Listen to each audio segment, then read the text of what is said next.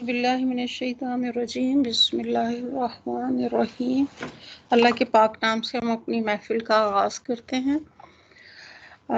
सबसे पहले हम सूरह जो है फातिहा सुन लेते हैं।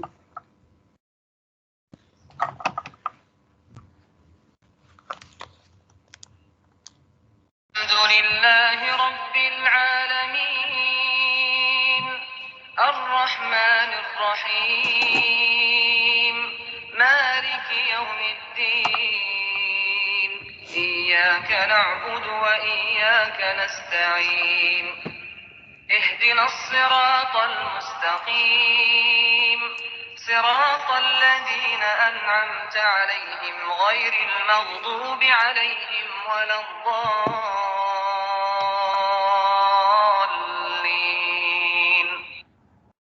آمين السلام علیکم ورحمۃ اللہ وبرکاتہ۔ آج تھوڑی دیر ہو گئی ہے تو انشاءاللہ ہم آج چوتھا سپارہ شروع کریں گے اور آیت نمبر ہوگی 91 انشاءاللہ۔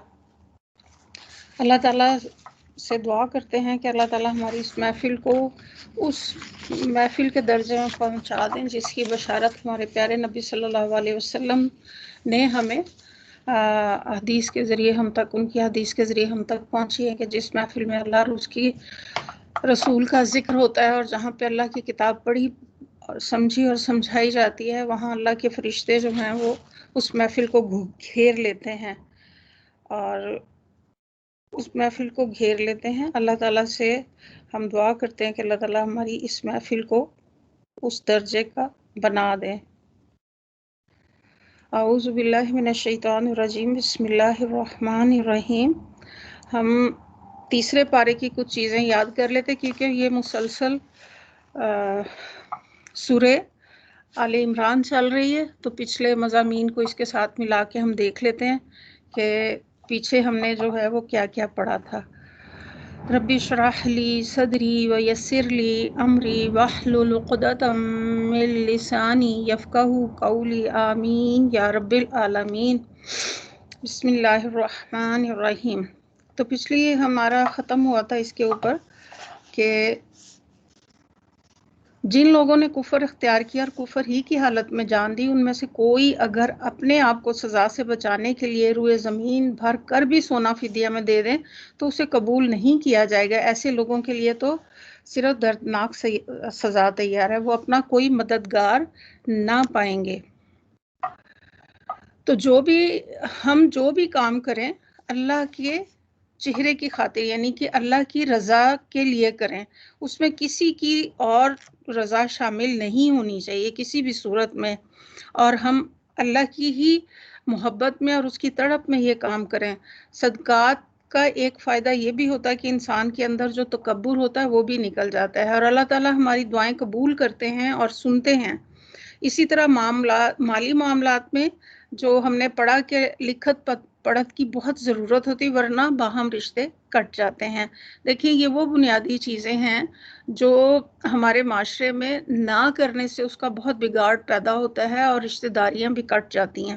تو اللہ رب العالمین نے جب یہ لکھ دیا اور ہمیں سمجھا دیا کہ یہ کرنا ضروری ہے، اللہ تعالیٰ کی ناراضگی بھی اس سے آتی کہ اللہ نے ایک چیز کا حکم دیا اور ہم اس پہ چلتے نہیں۔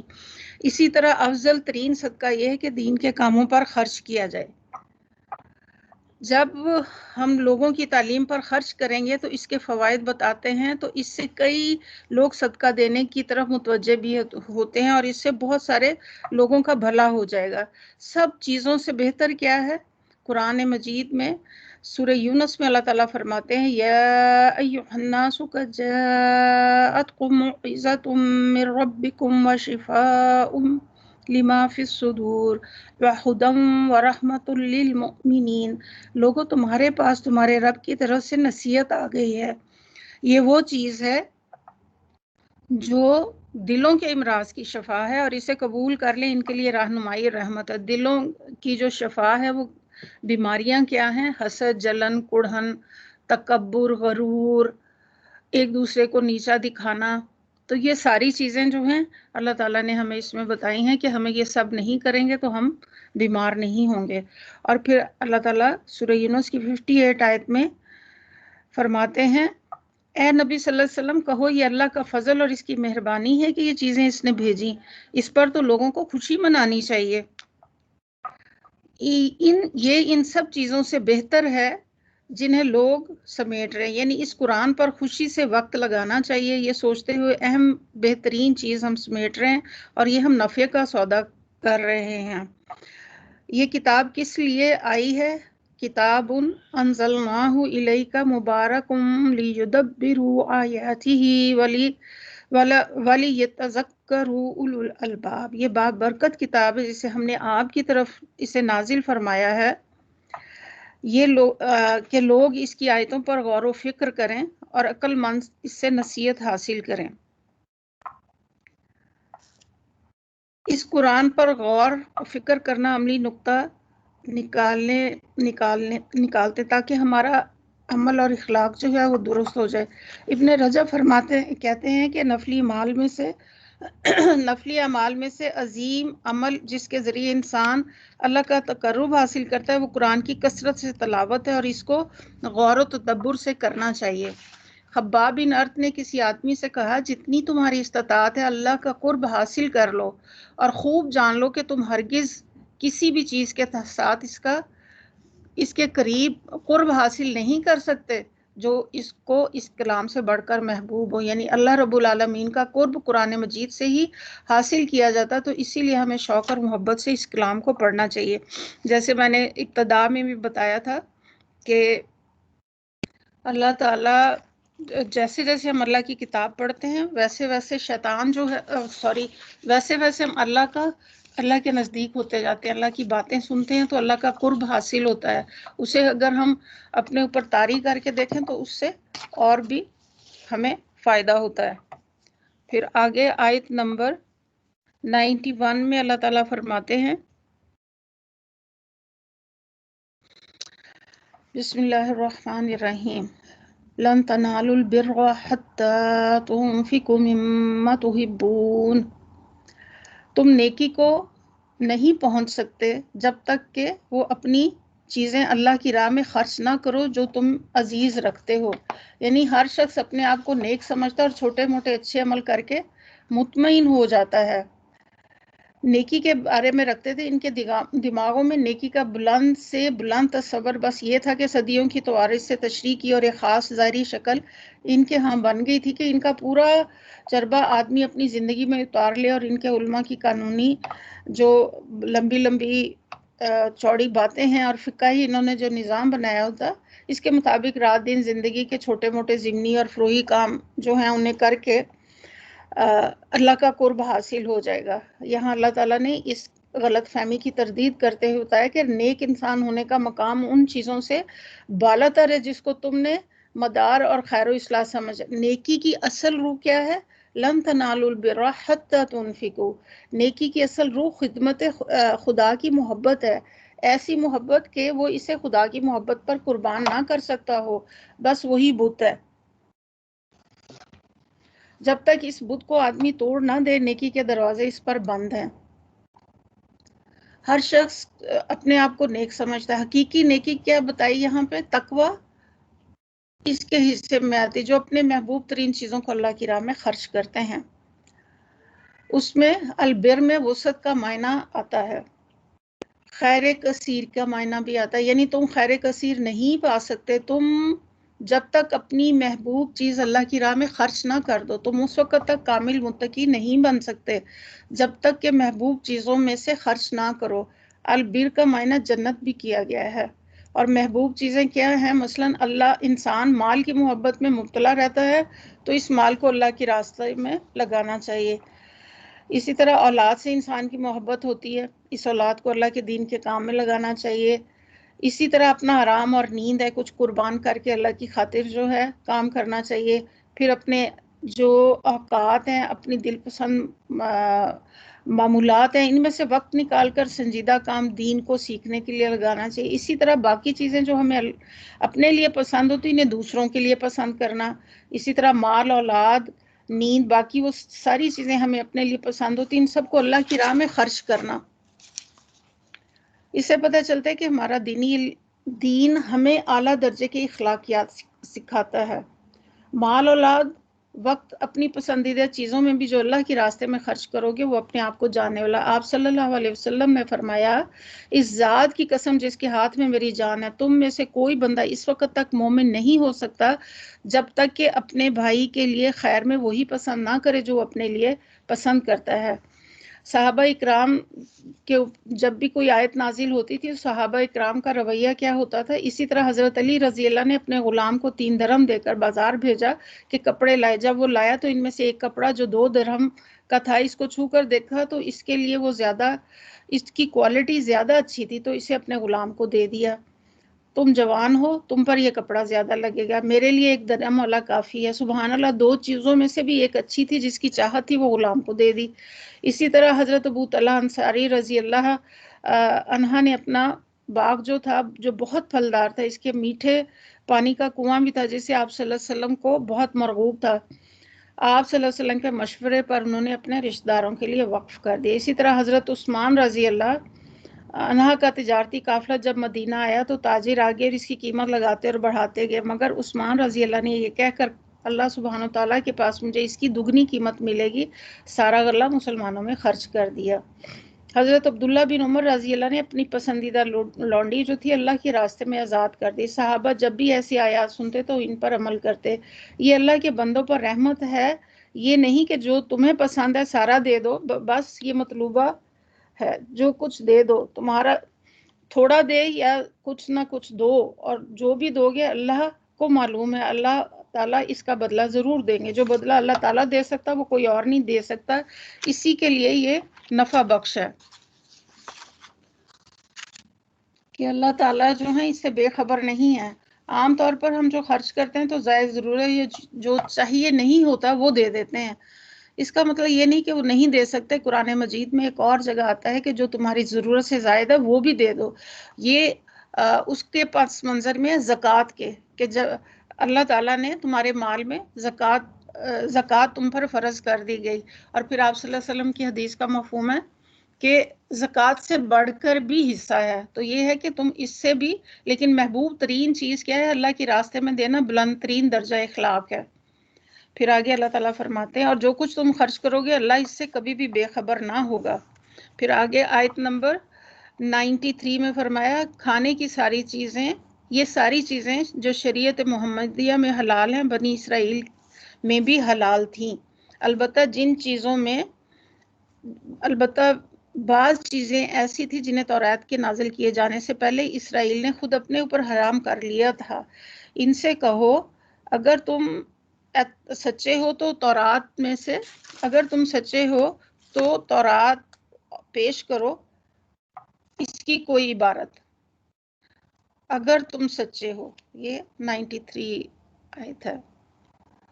تو یہاں پہ یہ ہے کہ قرآن اور محمد صلی اللہ علیہ وسلم کی تعلیمات پر جب علماء یہود کو کوئی اصولی اعتراض نہ کر سکے جن امور پر ان میں انبیاء سابقین کی تعلیمات اور نبی محمد صلی اللہ علیہ وسلم کی تعلیم میں سر منہ فرق نہ تھا، تو انہوں نے فقہی اعتراضات شروع کیے۔ اس سلسلے میں پہلا اعتراض یہ تھا کہ آپ صلی اللہ علیہ وسلم کھانے پینے کی بعض ایسی چیزوں کو حلال قرار دیا جو پچھلے انبیاء کے زمانے سے حرام چلی آ رہی ہیں۔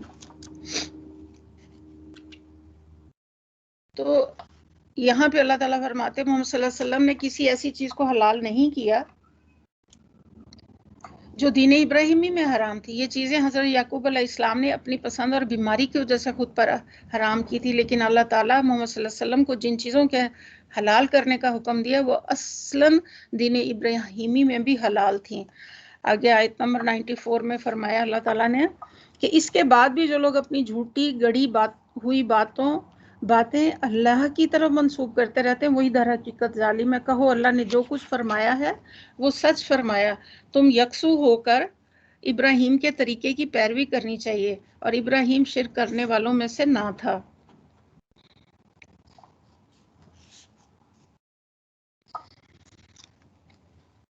پھر آگے اللہ فرماتے ہیں، بے شک سب سے پہلی عبادت گاہ جو انسانوں کے لیے تعمیر ہوئی۔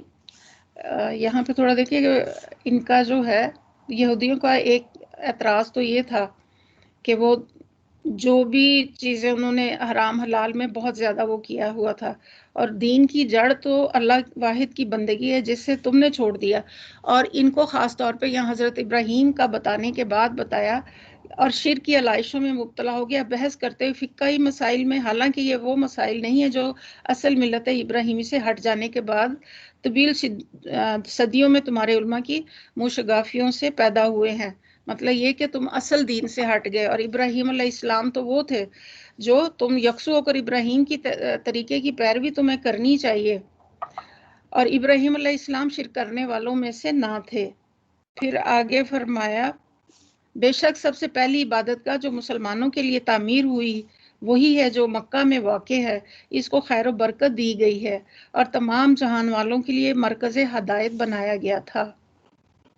اہل کتاب کا ایک اعتراض یہ تھا کہ پہلے بیت المقدس کی طرف منہ کر کے نماز پڑھتے تھے، جیسے کہ ہم نے پیچھے پڑھا قبلے کا تبدیلی قبلے کا حکم جو آیا تھا، پھر اس کو چھوڑ دیا تو اس کا جواب دیا جا رہا کہ پہلا قبلہ بیت اللہ ہی ہے، اور وہ خطہ وہ گھر بابرکت ہے۔ برکت کا مطلب یہ کہ کسی چیز میں اضافہ ہونا۔ حرم میں ایک نماز کا ثواب جو ہے 1,00,000 کے برابر ہے۔ ایک نیک عمل کی کتنی برکت ہوتی، جو صدقہ وہاں کرتے ہیں، جو قرآن وہاں پڑھتے ہیں، اور جو عمرہ ہم وہاں کرتے ہیں، اور جو حج ہم کرتے ہیں، ان ساری باتوں کا اجر کئی گنا بڑھا دیا جاتا ہے۔ اور آپس کی محبتوں کی برکت، سب کے ساتھ مل کر جو اجتماعی عبادت ہوتی، اس سے جو دلوں پر اثرات آتے ہیں، اس اللہ کی محبت میں اضافہ ہوتا ہے، دنیا کے کسی خطے میں نہیں ہوتا ہوتا اسی لیے اس کی برکتیں یہاں بتائی جا رہی ہیں۔ آپ صلی اللہ علیہ وسلم نے فرمایا، پے در پہ حج و عمرہ کیا کرو، کیونکہ یہ دونوں فقر اور گناہوں کو اس طرح ختم کر دیتے ہیں جیسے بھٹی لوہے، سونے اور چاندی کی میل کو ختم کر دیتی ہے، اور یہ سب سے پہلی مسجد تھی جو دنیا میں بنائی گئی تھی، اور اس کا حال یہ ہے۔ پھر آگے فرمایا، فی آیات، اس میں کھلی نشانیاں ہیں ابراہیم کا مقام عبادت، اور اس کا حال یہ ہے کہ اس میں جو داخل ہوا وہ مامون ہو گیا۔ یعنی جاہلیت کے تاریکی دور میں بھی اس گھر کا یہ احترام تھا کہ خون کے پیاس سے دشمن ایک دوسرے کو وہاں دیکھتے تھے اور ایک دوسرے پر ہاتھ ڈالنے کی جرت نہ کرتے تھے۔ پھر آگے اللہ تعالیٰ فرماتے ہیں، وَلِلَّهِ عَلَى النَّاسِ حِجُّ الْبَيْتِ مَنِ اسْتَطَاعَ، اور لوگوں پر اللہ کا یہ حق ہے کہ جو اس گھر تک پہنچنے کی استطاعت رکھتا ہو وہ اس کا حج کرے۔ جو کوئی اس کی حکم کی پیروی سے انکار کرے تو اس سے معلوم ہو جانا چاہیے کہ اللہ تعالیٰ تمام دنیا والوں سے بے نیاز ہے۔ بیت اللہ میں سب سے بڑی چیز سکون اور راحت قلب نصیب ہوتی۔ مشقت تو ہوتی ہے، پہلے زمانوں میں اونٹوں خچروں پر سفر، آج کئی گھنٹے ایئرپورٹس پر انتظار کرنا پڑتا، پھر وہاں جا کر مشقت، مثلاً واش رومز وغیرہ کے لیے انتظار کرنا پڑتا ہے، لیکن وہاں کی عبادت ان سب سے بڑھ کر ہے۔ اس لیے انسان کو اپنے دل میں نیت اور خواہش اور ارادہ ضرور رکھنا چاہیے کہ اگر کسی وجہ سے انسان نہیں بھی جا سکتا اور نہیں بھی پہنچ سکتا تو اجر سے محروم نہ رہے۔ پھر آگے اللہ تعالیٰ فرماتے ہیں، محروم نہ رہے۔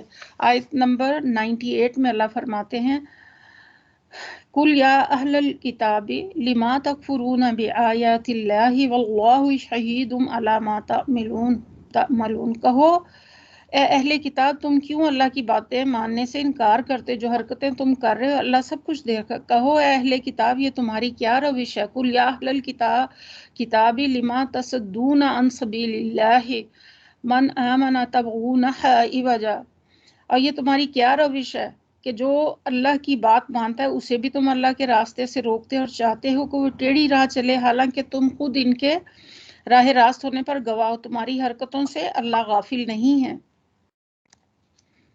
پھر آگے اللہ تعالیٰ یا ایھا الذین آمنوا، اے لوگو جو ایمان لائے ہو، آیت نمبر 100، یا ایھا الذین آمنوا ان تطیعوا فریقا من الذین اوتوا الکتاب یردوکم بعد ایمانکم کافرین، اے لوگو جو ایمان لائے ہو، اگر تم نے ان اہل کتاب میں سے ایک گروہ کی بات مانی تو یہ تمہیں ایمان سے پھر کفر کی طرف لے جائیں گے۔ خاص طور پہ یہاں پہ تنبیہ کیا جا رہا ہے، یا ایھا الذین آمنوا، ایمان لانے والے گروہ سے اللہ تعالیٰ مخاطب ہیں، تمہارے لیے کفر کی طرف جانے کا اب کیا موقع باقی ہے؟ تم کو اللہ کی آیات سنائی جا رہی ہیں، वकैफ तकफुरून वअंतुम तुतला अलैकुम आयातुल्लाहि व फीकुम रसूलुहु व मन यतसिम बिल्लाहि फ़क़द हुदिया इला सिरातिम मुस्तक़ीम। और तुम्हारे लिए कुफर की तरफ जाने का अब क्या मौका बाकी है, जबकि तुम अल्लाह की आयत सुनाई जा रही हैं और तुम्हारे दरमियान इसका रसूल है मौजूद है, जो अल्लाह के दामन को मजबूती के साथ थामेगा वो जरूर राह रास्त पा लेगा। मदीना की यहूद की मुसलमानों से सीधा दुश्मनी ये थी कि वो अल्लाह के दीन को छोड़ दें, लेकिन अल्लाह के रसूल सल्लल्लाहु अलैहि वसल्लम वहाँ मौजूद थे। उनमें इनकी दी हुई तालीमात और ख़ास तौर पर कुरान की आयत ये ऐसी चीज़ें थी जो मुसलमानों के इस्तकामत का बाइस थी। आज भी अगर हम अपनी औलाद को दीन पर लाना चाहते हैं तो इसके लिए ज़रूरी है कुरान के साथ हमेशा का सफ़र जारी रखें, कुरान मजीद पर इस्तकामत के साथ इसकी तलावत, इस पर गौर व फिक्र और अमल भी करते रहें। इसके ज़रिए अल्लाह रब्बुल आलमीन पर अल्लाह ताला हक़ पर हदायत काम रखेगा इंशाअल्लाह। कोई भी शख्स इस्लाम से इस वक्त दूर जाता है जब वो उसकी समझ नहीं रखता, जब वो कुरानी आयत की हिकमतों और मसलहतों को नहीं जानता। इसी तरह जैसे हम कोई लेक्चर सुनना चाहते हैं तो अगर हम उसे मोबाइल पे या इसके ऊपर लैपटॉप पे सुनने की बजाय अगर घर में अगर टीवी लगा तो उसकी स्क्रीन पे अगर डाल लें तो आप देखें आहिस्ता आहिस्ता सबके कानों में वो चीज़ें जाती हैं, और उसका वक्ती तौर पे तो नहीं लेकिन उसके दूररस नताइज ये होते हैं कि बच्चे उन तमाम चीज़ों को सुन रहे होते हैं, उनका एक कान सुन रहा होता है और अल्लाह ताला उनकी दिल की कैफियत बदलने वाले हैं। हम तो कोई भी नहीं होते कि हम इन चीज़ों की तरफ मुतवज्जे हों। फिर आगे अल्लाह ताला फरमाते हैं कि वअतसिमू बिहब्लिल्लाह या अय्युहल्लज़ीना आमनुत्तकुल्लाह हक़्क़ तुक़ातिही वला तमूतुन्ना इल्ला व अंतुम मुस्लिमून। ऐ लोगो जो ईमान लाए हो, जो अल्लाह का दामन तो ऐ लोगो जो ईमान अल्लाह से डरो जैसा कि अल्लाह से डरने का हक है, तुमको मौत ना है मगर इस हाल में कि तुम मुस्लिम हो। ये आयत नंबर 102 है। खुशखबरी इसमें क्या है कि ये सादत उसी को नसीब होगी जो दुनिया में इसको समझे और इस पर यकीन रखे, इसका विर्द भी करे। अत्तकुल्लाह हक़्क़ तुक़ाती, ईमान वालों को हुक्म दिया जा रहा है कि अल्लाह से डरो जैसा कि डरने का हक है, और यहाँ तक कि तुम्हें मौत ना आ जाए, यानी कि उदखिलू फिस्सिल्म काफ़ा, उदखिलू पूरे के पूरे दाखिल हो जाओ। और इसका मतलब ये भी नहीं कि मायूसी का शिकार होकर अलग बैठ जाओ या लोगों से मिलना छोड़ दो। मुझे तो अल्लाह से डर लगता है इसलिए मैं ये नहीं करता और वो नहीं करता, मुझे अल्लाह से डर लगता है इसीलिए मैं शादी नहीं करूँगी, मुझे अल्लाह से डर लगता है मैं बच्चे नहीं पैदा करूँगी। तर्क दुनिया अल्लाह का डर नहीं है।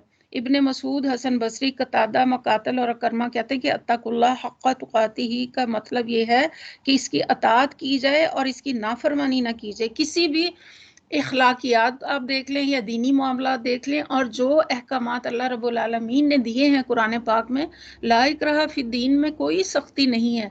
इतना बेहतरीन और प्यारा दीन और इतने प्यारे इखलाकियात हमें यहाँ पे सिखाए गए हैं कि हमें अल्लाह का अदब होना चाहिए, अल्लाह का ये डर होना चाहिए कि हम उसका कोई हुक्म तोड़ ना दें, उसने जो अहकामात दिए हैं इसका शुक्र बजा लाइए और इसकी हमें नाशुक्री नहीं करनी चाहिए, और इसका जिक्र किया जाए, इसको भुलाया ना जाए।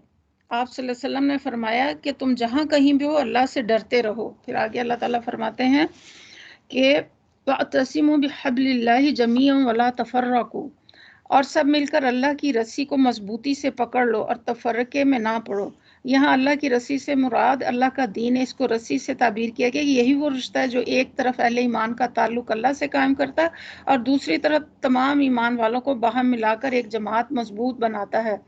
इस रस्सी को मजबूत पकड़ने का मतलब क्या है?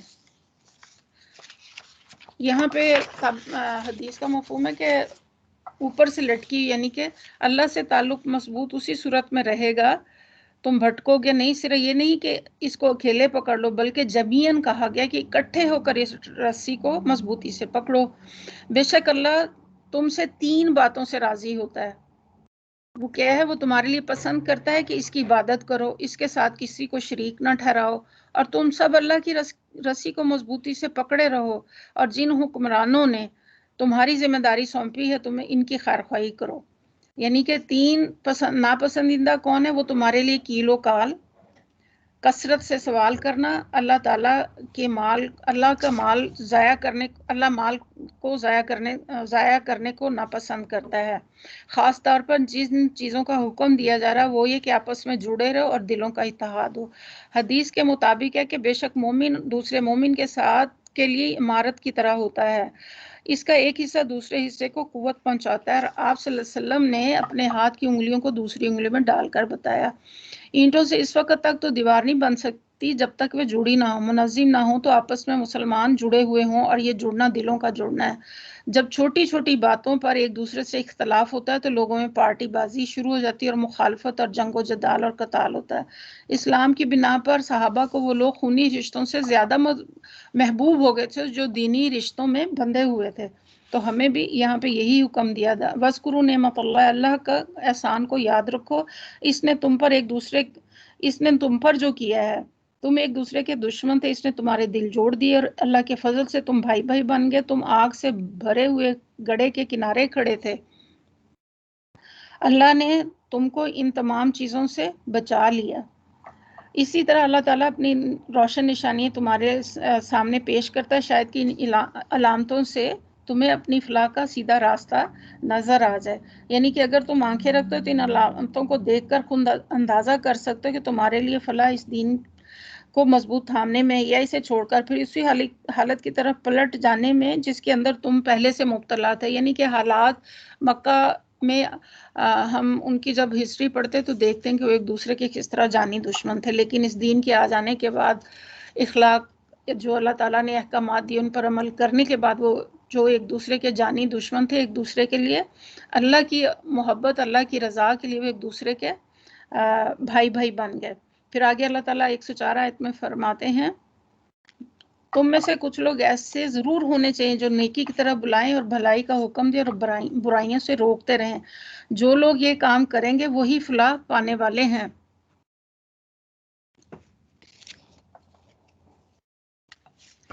वही फलाह पाने वाले हैं। मुसलमानों में एक ऐसी जमात होनी चाहिए जो हक की तरफ दावत देने वाली हो, जो लोगों को बताए कि नेकी और भलाई के काम कौन से हैं, कामयाबी देने वाले कौन से काम हैं। खैर की दावत है, अमर बिल मारूफ है और नहीं अनिल मुनकिर है। फिर आगे अल्लाह ताला फरमाते हैं आयत नंबर 105 में, कहीं तुम उन लोगों की तरह ना हो जाना जो फिरकों में बट गए, खुली खुली वाज़े हदायत पाने के बाद फिर इख्तलाफात में मुब्तला हो गए। जिन्होंने ये रविश इख्तियार की वो इस रोज़ सख्त सज़ा पाएंगे जबकि कुछ लोग सुरखरू होंगे और कुछ लोगों का मुंह काला होगा। यौम तबय्यदु वजूह 106 आयत में, जिनका मुंह काला होगा इनसे कहा जाएगा कि नेमत ईमान पाने के बाद तुमने काफराना रवैया अख्तियार किया, अच्छा तो अब इस कुफरान नेमत के सिले में अजाब का मजा चखो। रहे वो लोग जो रोशन चेहरे वाले होंगे तो उनको अल्लाह की दामन रहमत में जगह मिलेगी और हमेशा वो इसी हालत में रहेंगे। ये अल्लाह के इरशादात हैं जो हम तुम्हें ठीक ठीक सुना रहे हैं, क्योंकि अल्लाह दुनिया वालों पर जुल्म करने का कोई इरादा नहीं रखता।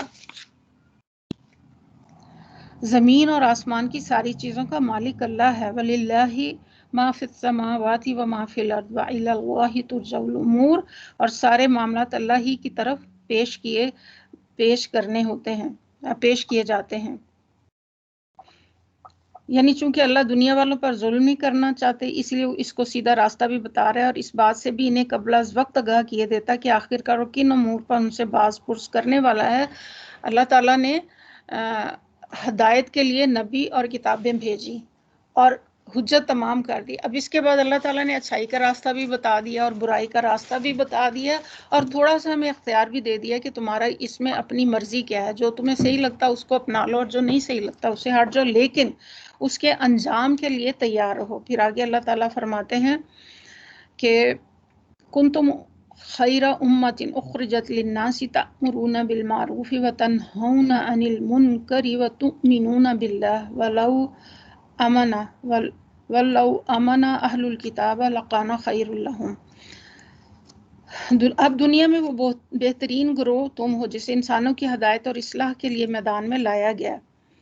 तुम नेकी का हुक्म देते हो, बदी से रोकते हो और अल्लाह पर ईमान रखते हो। ये अहले किताब ईमान लाते तो इन्हीं के हक में बेहतर था, अगरचे इनमें कुछ लोग ईमानदार भी पाए जाते हैं, मगर इनमें बेशतर जो हैं वो कौन है? नाफरमान हैं। यहाँ पे दोबारा जो है सूरह बकरा की जो आयत है, इसमें 70वें रुकू में बयान हो चुका कि आप सल्लल्लाहु अलैहि वसल्लम के को बताया जा रहा है कि दुनिया की इमामत और रहनुमाई के जिस मनसब से बनी इसराइल अपनी नाअहली के बायस माजूल किए जा चुके हैं, अब इस पर तुम मामूर किए गए। और यहाँ पे उम्मत मोहम्मद सल्लल्लाहु अलैहि वसल्लम को अल्लाह ताला ने बेहतरीन उम्मत कहा। अब इस उम्मत की जिम्मेदारी कि वो पैगम्बरों के काम को सरअंजाम दे। पैगंबरों के आने का सिलसिला तो ख़त्म हुआ, अब लोगों को खैर और नेकी की तरफ बुलाना। उम्मत का एक हरावल दस्ता जो एक गिरोह की शक्ल में बाकायदा मनसूबा बंदी और प्लानिंग के साथ दीन की दावत का काम करे। लेकिन इसके बाद हर उम्मती अपनी अपनी जगह दीन का दाई है और इसको बहैसियत मुसलमान के अच्छे इखलाक और मामलात का मुजाहरा करना चाहिए।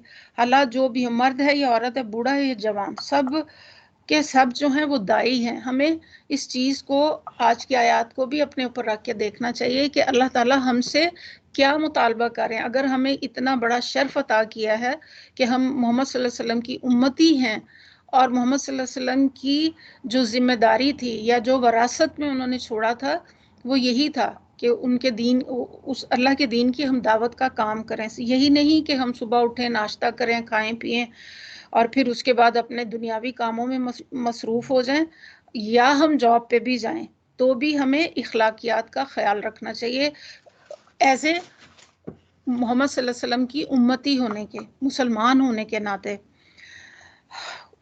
ताकि लोग देखें और कहें कि ये लोगों के सच्चे खैर ख्वाह, इनकी मदद करने वाले, इंसानियत के सबसे अलमबरदार हैं। लेकिन अफसोस आज उम्मत इन बेहतरीन इखलाक और किरदार से महरूम है। उन्होंने अपने दीन के इन मखसूस जो हिस्से, उनको दीन चंद मखसूस रस्मी इबादत को महदूद कर लिए। बस यही हमारा दीन है। हमारे रोज़े का फ़ायदा हमें होगा, दूसरों को इस वक्त होगा जब हम रोज़ा रख कर झूठ बोलना छोड़ेंगे और लड़ाई झगड़ा छोड़ेंगे। अफसोस ये कि आज हम सिर्फ अपने ज़ाती मफादात और ज़ाती अगराज में मुब्तला होकर दुनिया की तरक्की के लिए कोशा हैं। हालांकि बार बार ये कहा गया कि दुनिया जो है लायानी है, दुनिया ख़त्म हो जाने वाली है, और हम शब रोज़ ये जो है देखते हैं कि जब एक आदमी इस दुनिया से जाता है वो अपने साथ सिर्फ अपना एक अच्छा अमल लेके जाता है, और जायदाद और बच्चे, बीवी, ये घर, ये शान शौकत सब कुछ यहीं रह जाता है। उसके साथ सिर्फ उसका ज़ाती पर्सनल अमल जाता है। तो हमें एक लम्हा रुक के ये देखना चाहिए कि मैं कब्र में जाऊंगी, मेरे साथ क्या क्या चीज़ें जाएंगी। अल्लाह ताला की मेरे से कोई नाफरमानी तो नहीं, मेरे से कुछ गलत काम तो नहीं हुआ, कोई ऐसा काम तो नहीं हुआ जो कि मेरे रब को नापसंद और मेरे प्यारे हबीब मोहम्मद सल्लल्लाहु अलैहि वसल्लम को नापसंद हो, और आखिरत में ऐसा ना हो कि हम उनके हौज़ कौसर के पानी से महरूम कर दिए जाएं या हम उनकी शफात से महरूम कर दिए जाएं, क्योंकि हमारा तो कोई वहाँ पे उनके सिवा तो कोई वाली वारिस नहीं होगा, ना ही कोई हमारी सिफारिश कर सकेगा, ना हमारा कोई बच्चा, ना यहाँ की हुकूमतें, ना कोई बड़ा यहाँ का कोई भी किसी के काम नहीं आएगा। वहाँ पे तो सिर्फ और सिर्फ मेरा अपना अमल होगा। तो ये चीज़ें हमें देखनी चाहिए। यहाँ अमर बिल मारूफ़ा पहले और ईमान बाद में आए, क्योंकि ईमान की तकमील ही तामुरूना बिल मारूफ़ी व तनहौना अनिल मुनकिर से होती है। मारूफ़ कहते हैं हर वो काम जिसका करना सबके सामने मालूम हो और अच्छा और बेहतर हो, इंसान की अक्ल व फितरत इसे सही करार देती हो, ईमान वालों के नज़दीक वो काम बुरा ना समझा जाता हो, इसीलिए अल्लाह की अताअत को मारूफ का नाम दिया गया। फिर मुनकिर बुनियादी तौर पर हर वो काम जिसे मेरा रब नापसंद करे और ईमान वाले भी इसे बुरा ख्याल करें। अमर बिल मारूफ नहीं अनिल मुनकिर इस्लाम के दीगर अरकान की तरह भी एक फ़र्ज रुकन है। आप सल्लल्लाहु अलैहि वसल्लम ने फरमाया इस्लाम के 8 हिस्से हैं। इस्लाम, नमाज, ज़कात, रोज़ा, हज बैतुल्ला, अमर बिल मारूफ और नहीं अनिल मुनकिर, जहाद फी सबिलिल्लाह। वो शख्स नामुराद हुआ जिसके लिए इनमें से कोई हिस्सा नहीं है। 1 नमाज, 2 ज़कात, रोज़ा 3, हज 4, अमर बिल मारूफ 5 और ये 6 और 7 और 8। यहाँ अमर बिल मारूफ अलग रुकन है, नहीं अनिल मुनकिर एक अलग रुकन है, यानी कि 2 हिस्सों में। और जहाद फी सबिलिल्लाह अल्लाह सबिलिल्लाह की बात है। आम तौर पर हम गलत फहमी पाई जाती है, समझते कि जहाद के मायने सिर्फ कताल है, हालांकि जहाद के मायने ये नहीं है। हर वो काम जो जहाद जोहद से निकला, जोहद के मतलब होता है कोशिश करना। हम कोई भी बुराई छोड़ के अच्छाई की तरफ आते हैं तो भी ये जहाद है। हम अपने नफ्स के साथ, जैसे साहबा ने पूछा कि अय्यु अफजलुल जहाद या रसूलुल्लाह सल्लल्लाहु अलैहि वसल्लम, आप सल्लल्लाहु अलैहि वसल्लम ने फरमाया कि अपने नफ्स से जिहाद करना। सबसे पहले हमें अपने नफ्स को इस चीज़ के ऊपर सख्ती से कारबंद करना कि हमसे कोई गलत काम ना हो जाए, ये बहुत बड़ा जिहाद है। हज़रत आयशा फरमाती हैं कि एक बार आप सल्लल्लाहु अलैहि वसल्लम तशरीफ़ लाए तो मैंने महसूस किया कि आप सल्लल्लाहु अलैहि वसल्लम की तबीयत में कुछ घुटन है। वुज़ू किया और किसी से बात किए बगैर चले गए। मैंने हुजरे के पास होकर सुना, आप फरमा रहे थे, ऐ लोगों, अल्लाह अज़्ज़ व जल फरमाता है कि लोगों को हुक्म दो और बुराई से मना करो, भलाई का हुक्म दो और बुराई से, इससे पहले कि तुम मुझे पुकारो और मैं तुम्हारी दुआएं कबूल ना करूं। तुम मुझसे कुछ सवाल करो और मैं तुम्हें कुछ अता ना करूं, और तुम मुझसे मदद मांगो और मैं तुम्हारी मदद ना करूं। किन चीज़ों के ऊपर? जब अमर बिल मारूफ और नहीं अनिल मुनकर हम छोड़ देंगे तो उस वक़्त क्या होगा कि उम्मत मोहम्मद जो है वो अल्लाह की नज़रों में गिर जाएगी, आपस में गाली गलोच करेंगे और लोगों के दिलों से उनकी हैबत भी निकल जाएगी। फिर आगे अल्लाह ताला फरमाते हैं, युमिनूना बिल्लाही,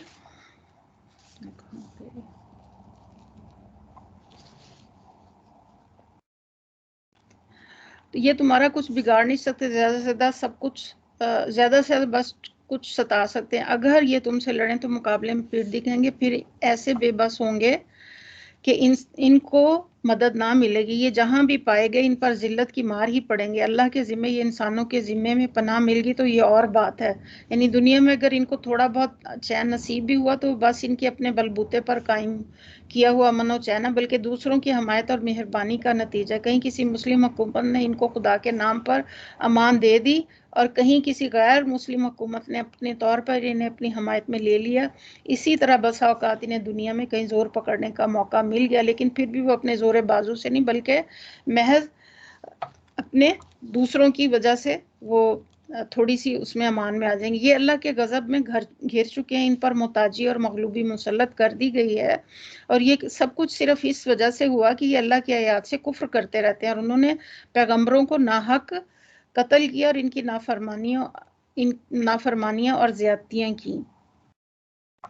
फिर आगे फरमाया अल्लाह ताला ने, मगर सारे अहले किताब यकसा नहीं है। यहाँ पे सिलसिला जो अहले किताब के साथ ही चल रहा है, उन्हीं के बारे में।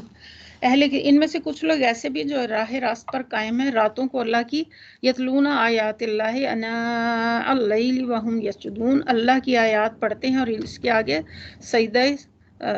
सजदे करते हैं। यानी ईमान लाने के बाद ईमान की सच्चाई का इजहार की ना माल से होगा, वो बताया जाए। क़याम लैल की फजीलत पता चल रही है यहाँ पे, ख़ास तौर पर आजकल इसका ज़रूरियत मामों में करना चाहिए। यानी रमज़ान में क़याम आम दिनों के क़याम से अफजल हो जाता है और बेहतरीन क़याम वो है जिसमें ज़्यादा कुरान पढ़ा जाता हो। आप सल्लल्लाहु अलैहि वसल्लम से 20 तरावी पढ़ने की रवायत नहीं मिलती तो नंबर पूरा करना अहम नहीं, असल बात कुरान ज़्यादा क़याम में पढ़ा जाए। कुरान सीखने सिखाने के लिए रात को जागना फजीलत वाला काम है और फिर इल्म के सीखने और सिखाने के लिए जागना अफजल है। अमूमी तौर पर रात को कुरान पढ़ना दिन के पढ़ने से ज़्यादा अफजल है। आप सल्लल्लाहु अलैहि वसल्लम का भी मामूल था कि आप सल्लल्लाहु अलैहि वसल्लम कुरान की ज़्यादातर तलावत रात की घड़ियों में करते थे, और ये भी कि बाज़ औक़ात इल्म का सीखना सिखाना नफल नमाज से भी अफजल है। फिर आगे अल्लाह ताला आयत नंबर 114 में फरमाते हैं, युमिनूना बिल्लाहि व यौमिल आखिर व यअमुरूना बिल मारूफि व यनहौना अनिल मुनकर व युसारिऊना फिल खैरात व उलाइका मिनस सालिहीन। फिर आगे अल्लाह ताला फरमाते हैं, अल्लाह और रोज़े आखिरत पर ईमान रखते हैं, नेकी का हुक्म देते हैं, बुराइयों से रोकते हैं और भलाई के हुक्म में सरगर्म रहते हैं, ये सौले लोग हैं। और जो भी ये नेकी करेंगे इनकी नाकदरी ना की जाएगी। अल्लाह परहेजगार लोगों को खूब जानता रहे। वो लोग जिन्होंने कुफ्र का रवैया अख्तियार किया तो अल्लाह के मुकाबले में इनका कोई माल जो है साथ ना देगा, वो तो आग में जाने वाले लोग हैं। वमा यफअलु मिन खैरिन फलन युगफरु वल्लाहु अलीमुम बिल मुत्तक़ीन, जानने वाले लोग हैं और आग में हमेशा रहेंगे। फिर आगे अल्लाह ताला फरमाते हैं आयत नंबर, अब ईमान लाने के बाद उसके बाद अल्लाह ताला फरमाते हैं कि जो कुछ अपनी اس زندگی میں خرچ کر رہے ہیں اس کی مثال اس ہوا کی سی ہے جس میں پالا ہو اور وہ ان لوگوں کو کھیتی پر چلے جنہوں نے اپنے اوپر ظلم کیا ہو اور اسے برباد کر کے رکھ دے. یعنی اس مثال میں کھیتی سے مراد کشت حیات ہے جس کی فصل آدمی کو آخرت میں کاٹنی. ہوا سے مراد وہ اوپری جذبہ خیر ہے جس کی بنا پر کفار رفع عام کے کاموں اور خیرات وغیرہ میں صرف کرتے ہیں. اور پالے سے مراد صحیح ایمان اور ضابطۂ خدا کی پیروی کا فقدان ہے. اس وجہ سے پوری زندگی خلط ملط ہو کر رہے گی. اللہ نے ان ظالموں پر در حقیقت اللہ نے ان پر ظلم نہیں کیا ولیکن انفسہم یظلمون، در حقیقت خود انہوں نے اپنے اوپر ہی ظلم کیا ہے. انسان نیک کاموں کو کیوں چھوڑتا ہے؟ مال اور اولاد رکاوٹ بنتے ہیں. پھر آگے اللہ تعالیٰ فرماتے ہیں کہ جو لوگ آخرت کو بھول کر اپنی ذمہ داری کو بھلا کر صرف مال کمانے میں مصروف رہتے ہیں، جو لوگ صرف دنیا کی زندگی کے لیے مال خرچ کرتے ہیں، رنگ رنگ کے کھانے، لباس اور جوتے خریدتے ہیں. کچھ لوگوں کو کپڑا بنانے کا کریز ہوتا ہے، کچھ کو کھانے کا اور کسی غریب پر خرچ کرنے کا شوق نہیں، کچھ پیسے جمع ہوئے سیر و تفریح پر لٹا دیے. یہ سارا مال صرف دنیا کی لذت میں خرچ ہو رہا ہے، آخرت میں آگے کچھ بھی ملنے والا نہیں. اللہ اور اس کے رسول نے ہمیں منع نہیں کیا کہ ہم اچھا لباس نہ پہنیں، بلکہ آپ صلی اللہ علیہ وسلم کی حدیث کا مفہوم ہے. آپ صلی اللہ علیہ وسلم نے فرمایا کہ کیا اللہ نے تمہیں مال نہیں دیا؟ ایک شخص آیا، اس کے بال بکھرے ہوئے تھے اور میلے کچیلے اس نے کپڑے پہنے ہوئے تھے، تو کہا کہ کیا تمہیں صابن میسر نہیں ہے؟ تو جو کچھ اللہ نے تمہیں مال دیا وہ تمہارے جسم پہ نظر بھی آنا چاہیے. یہ نہیں کہا کہ آپ کے پاس مال ہے تو سارا لٹا دو اور تم خود پھٹے ہوئے کپڑے پہنو. نہیں، ایسا نہیں کہا. آپ خود بھی پہنے اور اپنے مال میں دوسروں کو بھی حصہ دیں. یہ نہیں کہ جب ہم الماری کھول کے دیکھیں تو وارڈروب میں ہمیں سمجھ ہی نہ آئے کہ ہم کون سا جوڑا آج پہنیں، جبکہ بہت سے لوگ دنیا میں ایسے ہیں جو بغیر کپڑوں کے پھر رہے ہیں. اسی طرح گھر اتنے سارے ہوں، اتنی چھتیں ہوں اور ہم مزید چھت کے لیے خواہش کریں، جبکہ بہت سے لوگ دنیا میں بغیر چھت کے کھلے آسمان کے نیچے بیٹھے ہوئے، ہم ان کے بارے میں بھی سوچیں. تو پھر کیا ہے؟ مصائب اور ہلاکت کا سبب ہے اپنی جان پر ظلم کرنا. دنیا کی لذتوں کے لیے خرچ ہونے والا مال اسی دنیا میں رہ جائے گا. یا ایھا الذین آمنوا لا تتخذوا، اے لوگوں جو ایمان لے اپنی جماعت کے لوگوں کے سوا دوسروں کو اپنا رازدار نہ بناؤ. وہ تمہاری خرابی کے کسی موقع سے فائدہ اٹھانے میں نہیں چوکتے. یعنی مدینہ کے اطراف میں جو یہودی آباد ہے، ان کے ساتھ اوس و خزر کے لوگوں کی قدیم زمانے سے دوستی چلی آ رہی تھی. انفرادی طور پر ان قبیلوں کے افراد ان کے افراد سے دوستانہ تعلقات رکھتے تھے. انہی کے بارے میں یہاں پہ کہا جا رہا ہے کہ تم ان کے کسی بھی موقع سے اگر تم انہیں اپنا رازدار بناؤ گے تو وہ تمہارے ساتھ کوئی نہ کوئی خرابی کریں گے. تمہیں جس چیز سے نقصان پہنچے وہی ان کو محبوب ہے. ان کے دل کا بغض ان کے منہ سے نکل پڑتا ہے. آگے اللہ تعالیٰ فرماتے ہیں صدورہم، اور جو کچھ اپنے سینوں میں چھپائے ہوئے ان سے شدید تر ہے. ہم نے تمہیں ہاں انتم اولائی تحبونہم ولا یحبونکم وتؤمنون بالکتاب، ہم نے تمہیں صاف صاف ہدایات دے دی ہیں اگر تم عقل رکھتے ہو اور تو ان سے تعلق رکھنے میں احتیاط برتو گے. تم ان سے محبت رکھتے ہیں مگر وہ تم سے محبت نہیں رکھتے. تحبونہم ولا تحبونکم وتؤمنون بالکتاب کلہ، حالانکہ تم تمام کتاب آسمانی کو مانتے ہو. جب وہ تم سے ملتے ہیں تو کہتے ہیں کہ ہم بھی تمہارے رسول اور تمہاری کتاب کو مان لیا، مگر جب جدا ہوتے ہیں تو کیا کہتے ہیں؟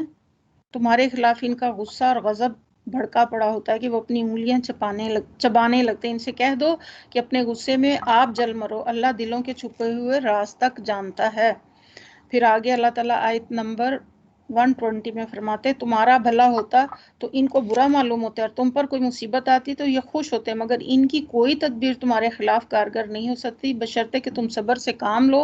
وَتَتَّقُوا لَا يَضُرُّكُمْ كَيْدُهُمْ شَيْئًا، اللہ سے ڈر کر کام کرتے رہو. ان اللہ بما تعملون محیط، جو کچھ تم کر رہے ہو اللہ اس پر حاوی ہے. یعنی دوسروں کی پریشانیوں پر خوش ہونے والے تو نہایت ہی گھٹیا لوگ ہوتے ہیں. قرآن کی روح سے دوسروں کی تکلیف پر خوش ہونا، دوسروں کی خوشی پر ناراض ہونا منافقت ہے.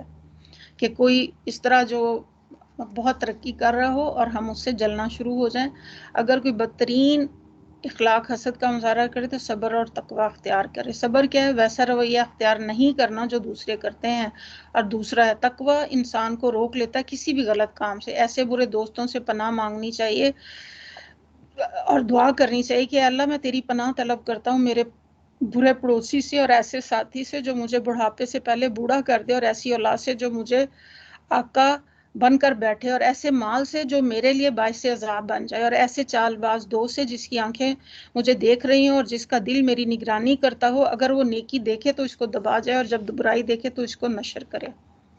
پھر آگے اللہ تعالیٰ آیت نمبر 121 میں فرماتے ہیں، یہاں سے اب پھر جو ہے جنگ احد کا تذکرہ چلتا ہے کہ اے نبی صلی اللہ علیہ وسلم، جنگ احد کے بعد یہ نازل ہوا واقعہ، اے نبی صلی اللہ علیہ وسلم مسلمانوں کے سامنے اس موقع کا ذکر کرو جب تم صبح سویرے اپنے گھر سے نکلے تھے اور احد کے میدان میں مسلمانوں کو جنگ کے لیے جا بجا اکٹھا کر رہے تھے۔ یہ شوال 3 ہجری کی ابتدا میں قریش مکہ تقریباً 3000 کا لشکر لے کر مدینہ پر حملہ، اور تعداد کی کثرت کے علاوہ ان کے پاس ساز و سامان بھی مسلمانوں کی بنسبت بہت زیادہ تھا، اور پھر وہ جنگ بدر کے انتقام کا شدید جوش بھی رکھتے تھے۔ تو یہ آیات اس وقت نازل ہوئیں۔ واللہ سمیع، اللہ ساری باتیں سنتا اور نہایت باخبر ہے۔ یعنی کہ یہاں سے پھر جنگ احد کا جو ہے واقعہ شروع ہوتا ہے کہ آپ یاد کرو صبح سویرے کے لیے نکلنا آپ صلی اللہ علیہ وسلم کا طریقہ، آج ہم نے وہ چھوڑ دیا اور کامیاب قوموں نے اپنا لیا۔ جنگ میں لوگوں کو متعین کرتے ہوئے کام کے ساتھ ساتھ دعائیں بھی مانگتے جا رہے تھے جنہیں اللہ تعالیٰ سن رہے تھے۔ اللہ تعالیٰ یہ کہتے ہیں واللہ سمیع علیم، مومن اسباب اختیار کر کے بھروسہ اور توکل اللہ رب العالمین پر کرتا ہے اور ساتھ ہی دعائیں مانگتا ہے۔ پھر یاد کرو آگے آیت نمبر 122 میں اللہ تعالیٰ فرماتے ہیں کہ یاد کرو جب تم میں سے 2 گروہ بزدلی دکھانے پر آمادہ ہو گئے تھے۔ ان 2 میں کون تھا؟ بنو حارثہ اور بنو سلمہ، یہ دونوں جو ہیں، اور عبداللہ بن ابی 700 ساتھیوں کو لے کر الگ ہو گیا، تو کچھ ایمان والوں کے دل بھی ڈر گئے اور ان کو تسلی دی جا رہی ہے، حالانکہ واللہ ولیہا وعلی اللہ فلیتوکل المؤمنون، اور اللہ ان کی مدد پر موجود تھا اور مومنوں کے لیے اللہ ہی پر بھروسہ رکھنا چاہیے۔ پھر آگے اللہ تعالیٰ آیت نمبر 123 میں فرماتے ہیں آخر اس سے پہلے جنگ بدر میں اللہ تمہاری مدد تو کر چکا ہے۔ اللہ تعالیٰ کی مدد اسی اعتبار سے آتی ہے نا جتنا ہمارا جذبہ ہوتا ہے، حالانکہ اس وقت تم بہت کمزور تھے، لہٰذا تم کو چاہیے کہ اللہ کی ناشکری سے بچو۔ امید ہے کہ تم شکر گزار بنو گے۔ یاد کرو جب تم، پھر آگے اگلی آیت میں اللہ تعالیٰ فرماتے ہیں کہ یاد کرو جب تم مومنوں کو کہہ رہے تھے کیا تمہارے لیے یہ بات کافی نہیں کہ اللہ 3000 فرشتے اتار کر تمہاری مدد کر رہا ہے۔ مسلمانوں نے جب دیکھا کہ ایک طرف دشمن 3000 ہے اور ہمارے 1000 میں سے بھی 300 چلا گئی تو ان کے دل ٹوٹنے لگے۔ اس وقت آپ صلی اللہ علیہ وسلم نے ان سے یہ الفاظ کہے کہ بے شک اگر تم صبر کرو اور اللہ سے ڈرتے ہوئے کام کرو تو جس آن دشمن تمہارے اوپر چڑھیں گے اسی آن تمہارا رب 3000 نہیں 5000 صاحب نشان فرشتوں سے تمہاری مدد کرے گا۔ پھر آگے اللہ تعالیٰ فرماتے ہیں یہ بات اللہ نے تمہیں اس لیے بتا دی ہے کہ تم خوش ہو جاؤ اور تمہارے دل مطمئن ہو جائیں۔ فتح نصرت جو کچھ بھی ہے اللہ کی طرف سے ہے جو بڑی قوت والا اور دانا اور بینا ہے۔ پھر آگے اللہ تعالیٰ فرماتے ہیں آیت نمبر 127 میں اور یہ وہ مدد تمہیں اس لیے دے گا تاکہ کفر کی راہ چلنے والوں کا ایک بازو کاٹ دیا جائے یا ان کو ایسی ذلیل شکست دے کہ وہ نامرادی کے ساتھ پسپا ہو جائیں۔ پھر آگے اللہ تعالیٰ فرماتے ہیں آیت نمبر 128 میں اے نبی صلی اللہ علیہ وسلم فیصلے کے اختیارات میں تمہارا کوئی حصہ نہیں، اللہ کو اختیار ہے چاہے انہیں معاف کرے یا سزا دے، کیونکہ وہ ظالم ہے۔ زمین اور آسمانوں میں جو کچھ ہے اس کا مالک اللہ ہے، جس کو چاہے بخش دے اور جس کو چاہے عذاب دے۔ واللہ غفور الرحیم، وہ معاف کرنے والا اور غفور الرحیم ہے۔ پھر آگے آیت نمبر 29 میں اللہ تعالیٰ آیت نمبر 130 میں فرماتے ہیں یا ایھا الذین آمنوا لا تاکلوا الربا، اے لوگو جو ایمان لائے ہو یہ بڑھتا اور چڑھتا سود نہ کھاؤ، چھوڑ دو، اللہ سے ڈرو۔ لعلکم تفلحون، امید ہے کہ تم فلاح پاؤ گے۔ اس آگ سے بچو جو کافروں نے کے لیے مہیا کی گئی، اور اللہ اور رسول کا حکم مان لو جو کافروں کے لیے مہیا کی گئی ہے۔ پھر آگے فرمایا اور اللہ اور رسول کا حکم مان لو، توقع کہ تم پر رحم کیا جائے گا۔ آیت نمبر 132 ہے رحمت اور بخشش کیسے آتی؟ اللہ اور اس کے رسول کی اطاعت میں۔ फिर आगे फरमाया दौड़ कर चलो उस राह पर जो तुम्हारे रब की बख्शिश है, वसारियु इला मग़फ़िरतिन मिन रब्बिकुम व जन्नातिन अर्दुहस समावातु वल अर्दु उइद्दत लिल मुत्तकीन, जिसकी वुसअत ज़मीनों और आसमान जैसे उन खुदा तरस लोगों के लिए मुहैया की गई है जो हर हाल में, फिर क्या है वो आगे, ये किन के लिए जन्नत मुहैया की गई है।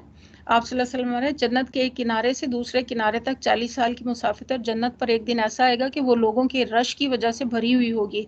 वहाँ की खूबसूरती का क्या कहना, लेकिन अगर दुनिया के घरों के लिए सब कोशिश लगा दी गई तो वहाँ की मेहनत ही ना हो तो कीमती चीज़ें सिर्फ तमन्नाओं से नहीं मिलती, ज़ाया हो जाती हैं। फिर आगे अल्लाह ताला फरमाते हैं आयत नंबर 134 में कि जन्नत मिलती कैसे है और जो हर हाल में अपना माल खर्च करते हैं, खा वो बदहाल हों या खुशहाल, जो गुस्से को पी जाते हैं, दूसरों के कसूरों को माफ़ कर देते हैं।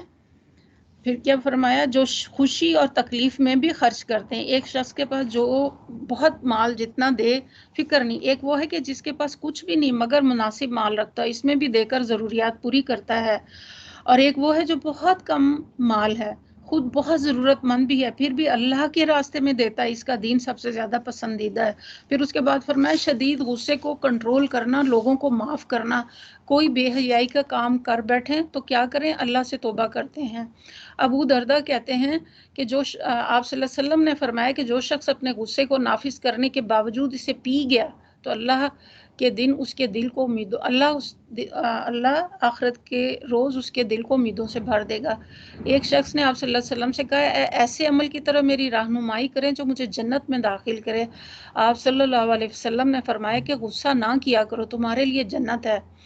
एक दफ़ा 3 बार पूछने पर भी आप सल्लल्लाहु अलैहि वसल्लम ने फरमाया कि गुस्सा छोड़ने का हुक्म दिया। हम गुस्सा ही नहीं पी पाते, इसीलिए बहुत से मामलात हमारे ख़राब हो जाते हैं।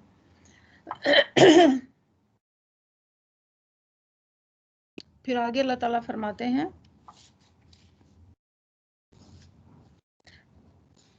ऐसे लोग अल्लाह को बहुत पसंद हैं और जिनका हाल ये कि अगर कभी कोई फौहश काम हो जाए सर तो इस या किसी गुनाह का इर्तिकाब करके वो अपने ऊपर जुल्म कर बैठे तो अल्लाह इन्हें याद आ जाता है, इससे वो अपने कसूरों की माफ़ी चाहते हैं, क्योंकि अल्लाह के सिवा और कौन है जो गुनाह माफ़ कर सकता है। फिर आगे अल्लाह ताला फरमाते हैं और वो दीदा व दानिस्ता, आयत नंबर 136 है, दीदा व दानिस्ता अपने किए पर इसरार नहीं करते। ऐसे लोगों की जज़ा इनके रब के पास ये है कि वो इनको माफ़ कर देगा और ऐसे बागों में इन्हें दाखिल करेगा जिसके नीचे नहरें बहती होंगी, वहाँ वो हमेशा रहेंगे। कैसा अच्छा बदला है नेक अमल करने वालों के लिए। फिर आगे अल्लाह ताला फरमाते हैं आयत नंबर 137 में, तुमसे पहले बहुत दूर गुजर चुके हैं, ज़माने में चलकर देख लो, बहुत दौर गुजर चुके हैं, उनका अंजाम क्या हुआ, जिन्होंने अल्लाह के अहकामात को झुटला दिया। ये लोगों के लिए एक साफ और सरीहन तंबीह है जो अल्लाह से डरते हैं इनके लिए हदायत और नसीहत है। फिर आगे अल्लाह फरमाते हैं 138 आयत है कि दिल शिकस्ता ना हो, गम ना करो, तुम ही गालिब रहोगे अगर तुम मोमिन हो इस वक्त। अब आयत नंबर 139 में किसी गम या शिकस्त पर सब्र कर लेना या पीछे हटकर दोबारा कोशिश करना, अल्लाह से मदद चाहना इंसान की बुलंदी की निशानी है। अगर अल्लाह की ज़ात पर पूरा यकीन है, हमारा पूरा ईमान है कि अल्लाह हमारी किसी भी अच्छे काम को कभी भी ज़ाया नहीं करेंगे, तो अल्लाह ताला उस वक़्त भी हमारा ईमान और यकीन आजमाते हैं। उस वक़्त हमें क्या कुरान बार बार कह रहा है कि हमें सब्र करना चाहिए, वस्ताइनु बिस्सब्रि वस्सलाह, हमें सब्र करके सब्र हमें नमाज से हासिल करना चाहिए। एक शख्स जो है वो ऊँट पे सफ़र करते हुए जा रहा था, सहाबी थे कोई, उन्हें पता चला कि उनके भाई का इंतकाल हो गया। उन्होंने अपने ऊँट को बांधा और उसी वक्त जो है उन्होंने नफल अदा किए और फिर कहा कि वस्ताइनु बिस्सब्रि वस्सलाह, के सब्र जो है वो नमाज से हासिल करो। फिर आयत नंबर 140 में अल्लाह फरमाते हैं इस वक्त अगर तुम्हें चोट लगी है तो इससे पहले ऐसी चोटें तुम्हारे मुखालिफिन को भी लग चुकी हैं। यानी असल में इशारा है जंग बदर की तरह। कहने का मतलब है कि जब उस चोट को खाकर काफर पस्त हिम्मत ना हुए तो इस चोट पर तुम क्यों हिम्मत हारते हो। ये यानी जंग बदर की तरफ है, क्योंकि उनके भी 70 लोग शहीद हुए थे और اب جو ہے 70 ہی لوگ جو ہیں مسلمانوں کی طرف سے شہید ہوئے. تو اب اللہ تعالیٰ یہاں فرما رہے ہیں کہ اب تمہیں کیوں پریشانی ہو رہی ہے. پھر آگے اللہ تعالیٰ فرماتے ہیں کہ آیت نمبر 141 میں، یہ تو زمانے کے نشیب و فراز ہے جنہیں ہم لوگوں کے درمیان گردش دیتے رہتے. تم پر یہ وقت اس لیے لایا گیا کہ اللہ دیکھنا چاہتا تھا تم میں سچے مومن کون ہیں. ان لوگوں کو چھانٹ لینا چاہتا تھا واقعی جو راستی کے گواہ ہوں، کیونکہ ظالم لوگ اللہ کو پسند نہیں ہیں. آیت نمبر 140 میں اللہ فرماتے ہیں اور وہ اس آزمائش کے ذریعے سے مومنوں کو الگ چھانٹ کر کافروں کی سرکوبی کر دینا چاہتا تھا. یعنی کہ آزمائش کیوں آتی ہے؟ آزمائش انسان کو خالص کرتی ہے، چمکاتی ہے اور قابلیت بڑھاتی ہے. جو چھوٹی مشکلات پر صبر نہ کر سکے وہ بڑی مشکل پر بھی صبر نہیں کرتے. بڑے بڑے لوگوں کی قربانیاں بھی بڑی ہوتی ہیں، چھوٹی سی قربانی لیکن اجر بڑا ہوتا ہے. تو ہمیں ایسے موقعوں پر صبر کرنا چاہیے. پھر آگے اللہ کیا تم نے یہ سمجھ رکھا ہے کہ یوں ہی جنت میں داخل کر دیے جاؤ گے؟ حالانکہ ابھی اللہ نے یہ دیکھا نہیں کہ تم میں کون وہ لوگ ہیں جو اس کی راہ میں جانے لڑانے والے اور اس کی خاطر صبر کرنے والے ہیں. یعنی ابھی تو تمہاری محنتوں کو دیکھا ہی نہیں، جنت کے لیے تم نے کی ہیں. جہاد مال سے، قلم سے، نفس سے، ان سب سے ہوتا ہے. پھر آگے اللہ تعالیٰ فرماتے ہیں آیت نمبر 104 تم کو موت کی تمنا ہی کر رہے تھے مگر یہ اس وقت کی بات تھی جب موت سامنے نہ آئی تھی. لو اب وہ تمہارے سامنے آ گئی ہے، اب تم نے اسے اپنی آنکھوں سے دیکھ لیا. اشارہ ہے شہادت کی ان تمناؤں کی طرف جس کی اسرار سے آپ صلی اللہ علیہ وسلم نے مدینہ سے باہر نکل کر لڑنے کا ارادہ کیا تھا. پھر آگے اللہ تعالیٰ فرماتے ہیں وما محمد الا رسول قد خلت من قبلہ الرسل افئن مات او قتل انقلبتم علی اعقابکم ومن ينقلب على عقبيه فلن يضر الله شيئا وسيجزي الله الشاکرین. کہ محمد صلی اللہ علیہ وسلم اللہ کے رسول نہیں بلکہ محمد صلی اللہ علیہ وسلم اس کے سوا کچھ نہیں کہ بس ایک رسول ہیں. ان سے پہلے اور بھی رسول گزر چکے ہیں. پھر کیا اگر وہ مر جائیں یا قتل کر دیے جائیں تو کیا تم لوگ الٹے پاؤں پھر جاؤ گے؟ یاد رکھو جو الٹا پھرے گا وہ اللہ کا کچھ نہیں بگاڑ سکتا، کچھ نقصان نہ کرے گا. البتہ جو اللہ کا شکر گزار بندے بن کر رہیں گے تو وہ انہیں اس کی جزا دے گا. جنگ احد میں جب افواہ پھیل گئی تھی کہ آپ صلی اللہ علیہ وسلم نعوذ باللہ قتل کر دیے گئے ہیں تو لوگوں کے حوصلے ٹوٹ گئے تھے. اس وقت کا یہ واقعہ یہ آیت اس وقت ہوئی جب جنگ احد میں یہ خبر مشہور ہوئی تھی. تو بتا دیا کہ تم ایک لیڈر کے لیے نہیں لڑ رہے بلکہ اللہ رب العزت اللہ رب العالمین کے لیے لڑ رہے ہو. پھر آگے اللہ تعالیٰ فرماتے ہیں وما کان لنفس ان تموت کوئی ذی روح اللہ کے اذن کے بغیر نہیں مر سکتا. موت کا وقت تو لکھا ہوا ہے. یعنی اس سے بات مسلمانوں کے ذہن نشین کرانا مقصود ہے کہ موت کے خوف سے تمہارا بھاگنا فضول ہے. کوئی شخص نہ تو اللہ کے مقرر کیے وقت سے پہلے مر سکتا نہ اس کے بعد جی سکتا ہے. اور جو شخص ثواب دنیا کے ارادے سے کام کرے گا اس کو ہم دنیا میں ہی اس کا اجر دے دیں گے، اور جو ثواب آخرت کے ارادے سے کام کرے گا اس کا ثواب جو ہے آخرت میں پائے گا اور شکر کرنے میں. یعنی ثواب کے معنی نتیجہ عمل، اور ثواب دنیا سے مراد وہ فوائد جو منافع ہیں جو انسان کو اس کی صحیح عمل کے نتیجے میں اسی دنیا زندگی میں حاصل ہوں، اور ثواب آخرت سے مراد فوائد اور منافع جو اس عمل میں کوشش اور مشقت کی گئی نتیجے میں آخرت کی پائیدار زندگی میں حاصل ہوں گے. آگے اللہ تعالیٰ فرماتے ہیں ہم ان کو ضرور جزا دیں گے. اس سے پہلے کتنے ہی نبی ایسے گزر چکے جن کے ساتھ مل کر بہت سے خدا پرستوں نے جنگ کی. اللہ کی راہ میں جو مصیبتیں ان پر پڑی ان سے وہ دل شکستہ نہیں ہوئے، انہوں نے کمزوری نہیں دکھائی، وہ باطل کے آگے سرنگو نہیں ہوئے. یعنی کہ دیکھنا یہاں پہ کیا ہے، اللہ تعالیٰ کیا فرما رہے ہیں. جنگ احد کے واقعات کو لے کے اللہ تعالیٰ ایک ایک جو پوائنٹ ہے اس کے اوپر تربیت فرما رہے ہیں. آگے اللہ فرماتے ہیں کہ ایسے ہی صابروں کو اللہ تعالیٰ پسند کرتے ہیں.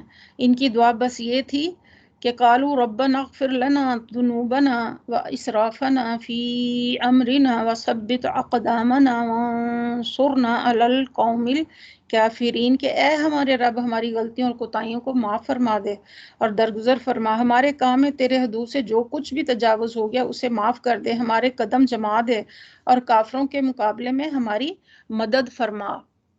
پھر آگے اللہ تعالیٰ فرماتے ہیں آخر کار فَأَتَاهُمُ اللَّهُ ثَوَابَ الدُّنْيَا وَحُسْنَ ثَوَابَ وَاللَّهُ يُحِبُّ الْمُحْسِنِينَ، آخر کار اللہ نے ان کو دنیا کا ثواب بھی دیا اور اس سے بہتر ثواب آخرت میں دیا۔ اللہ تعالیٰ ایسے ہی نیک لوگوں کو پسند کرتا ہے۔ آیت نمبر 147 میں اللہ تعالیٰ فرماتے ہیں کہ اے لوگوں جو ایمان لائے ہو، اگر تم ان لوگوں کے اشاروں پر چلو گے جنہوں نے کفر کی راہ اختیار کی تو وہ تم کو الٹا پھیر لے جائیں گے، یعنی جس کفر کی حالت سے تم نکل کر آئے اسی میں یہ تمہیں واپس لے جائیں گے۔ منافقین یہود عہد کی شکست کے بعد مسلمانوں میں یہ خیال پھیلانے کی کوشش کر رہے تھے کہ محمد صلی اللہ علیہ وسلم اگر واقعی نبی ہوتے تو شکست کیوں کھاتے، یہ تو ایک معمولی آدمی ہے، ان کا معاملہ بھی دوسرے آدمیوں کی طرح، آج فتح ہے تو کل شکست۔ اللہ کی جس حمایت و نصرت کا انہوں نے تم کو یقین دلا رکھا وہ محض ایک ڈھونگ ہے۔ تو یہاں پہ یہی چیز فرمائی جا رہی ہے کہ وہ تمہیں پلٹ کر دوبارہ اسی طرف لے جائیں گے۔ پھر آگے اللہ تعالیٰ 150 آیت میں فرماتے ہیں بل اللہ مولاکم وہو خیر الناصرین، ان کی باتیں غلط ہے، حقیقت یہ کہ اللہ تمہارا حامی و مددگار ہے۔ پھر آگے فرمایا اور وہ بہترین مدد کرنے والا، ان قریب وہ وقت آنے والا جب ہم منکرین حق کے دلوں میں رعب بٹھا دیں گے، اس لیے کہ انہوں نے اللہ کے ساتھ اس کو خدائی میں شریک کر رکھا ہے، جس کے شریک ہونے پر اللہ نے ان کے لیے کوئی سند نازل نہیں کی۔ وَمَأْوَاهُمْ، ان کا آخری ٹھکانہ کیا ہے؟ وَمَأْوَاهُمُ النَّارُ، اور ان کا آخری ٹھکانہ جہنم، اور بہت بری چیز ہے وہ قیام گاہ جو ان ظالموں کے لیے نصیب میں لکھی گئی ہے۔ شرک زندگی میں خوف اور بے برکتی کا باعث بنتا ہے، اور سب سے گناہ کبیرہ شرک ہے، اللہ کے ساتھ کسی کو شریک ٹھہرانا۔ اور شرک کی حدیث تو اتنی بار ہم سن چکے ہیں، لیکن یہ ریمائنڈر کے لیے ہے کہ کالی رات میں کالی سیاہ پہاڑی کے اوپر یا کالے سیاہ پتھر کے اوپر کالی سیاہ چینٹی چلتی ہوئی نظر نہیں آتی۔ اسی طرح شرک جو ہے شرک خفی بھی ہے اور شرک جلی بھی ہے۔ ظاہر ہے شرک جلی تو ہم میں سے کوئی بھی نہیں کرے گا، شرک خفی جو ہے اسے بھی دو اس میں کیٹیگریز میں دیا گیا کہ بعض اوقات یہ ہوتا ہے کہ ہم جو کام کرتے ہیں ریا کے لیے، دکھاوے کے لیے کریں، اس میں بھی شرک ہے۔ کیوں کہ ہم جس کو دکھانے کے لیے کر رہے ہیں اس کو ہم نے اللہ کی ذات کے ساتھ منسلک کر دیا۔ اسی طرح کسی کو دیکھ کے نماز کا جو ہے سجدہ سجود یا قیام یا کچھ ایسی چیزیں بڑھا دینا بھی شرک خفی ہے۔ تو یہ شرک جو ہے یہ صرف اللہ کی ذات جانتی ہے، اور اللہ کے ساتھ کسی کو شریک کرنا کبیرہ گناہوں میں سے ہے۔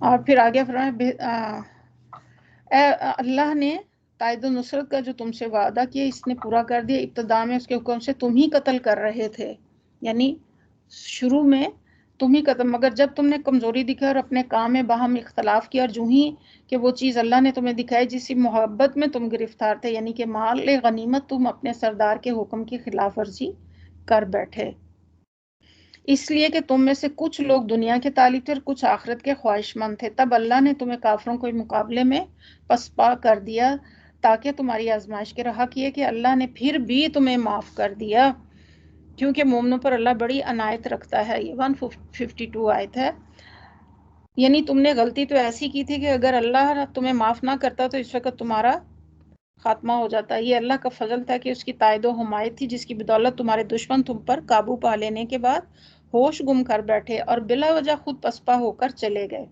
پھر آگے اللہ تعالیٰ فرماتے ہیں آیت نمبر 153 میں، یاد کرو جب تم بھاگے چلے جا رہے تھے، کسی کی طرف پلٹ کر دیکھنے تک کا ہوش نہ تھا، اور رسول تمہارے پیچھے تم کو پکار رہا تھا، اس وقت تمہاری اس روش کا بدلہ اللہ نے تمہیں یہ دیا کہ تم کو رنج پر رنج دیے، تاکہ آئندہ کے لیے تمہیں یہ سبق ملے کہ جو کچھ تمہارے ہاتھ سے جائے، یہ جو مصیبت تم پر نازل ہو اس پر ملول نہ ہو، اللہ تمہارے سب اعمال سے باخبر ہے۔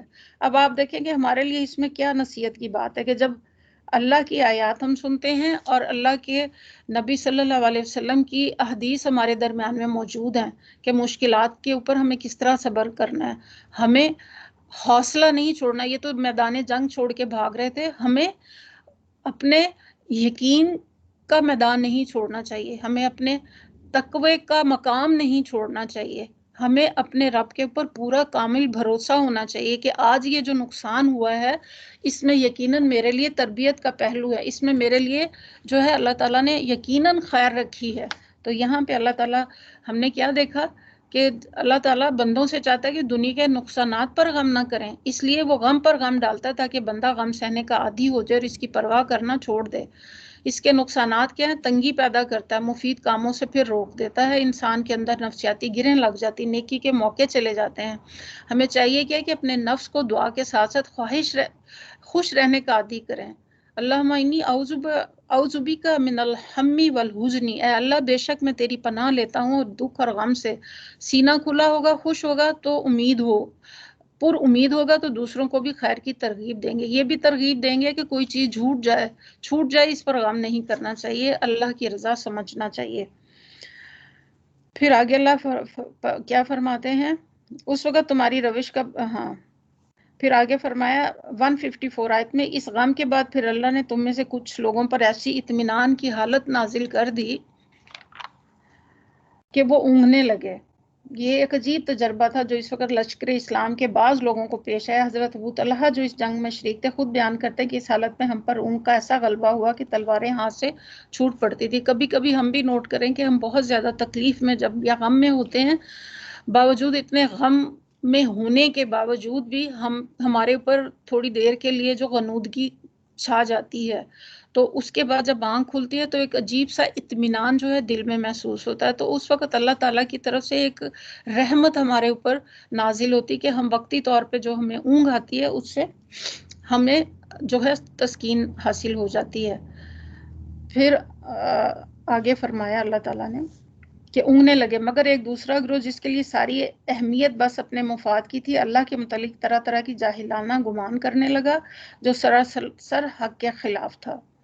یہ لوگ کہتے ہیں کہ اس کام کے چلانے میں بھی ہمارا کوئی حصہ ہے۔ ان سے کہو کہ کسی کا کوئی حصہ نہیں، اس کام کے سارے اختیارات اللہ کے ہاتھ میں ہیں۔ دراصل یہ لوگ اپنے دلوں میں جو بات چھپائے ہوئے ہیں اسے تم پر ظاہر نہیں کرتے۔ ان کا اصل مطلب یہ کہ اگر قیامت کے اختیارات میں ہمارا کچھ حصہ ہوتا تو یہاں ہم نہ مارے جاتے۔